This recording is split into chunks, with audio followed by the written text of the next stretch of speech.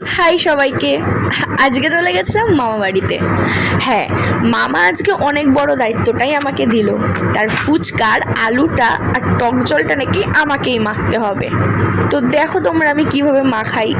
তোমরা কারা কারা ফুচকা পছন্দ করো বলো তো? আমার তো ভীষণ ভাল লাগে। একটা তোমাদের সিক্রেট বলি শোনো, আমার মামার থেকেও না আমার মাখানোটা বেশি ভালো হয়েছিল। আমি একটু এইসবে এক্সপার্টই আছি, এইটা নিজেই তারিফটা নিজেই করলাম যে আমি একটু এগুলোতে এক্সপার্টই আছি।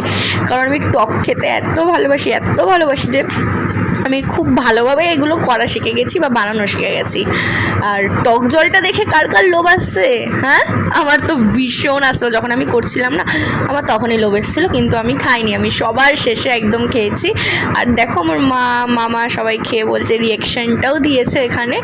আর সত্যি ভালো হয়েছিল। আর তোমাদের কার কার জিভে জল এলো আমাকে অবশ্যই কমেন্টে জানিও। আজকের জন্য টাটা।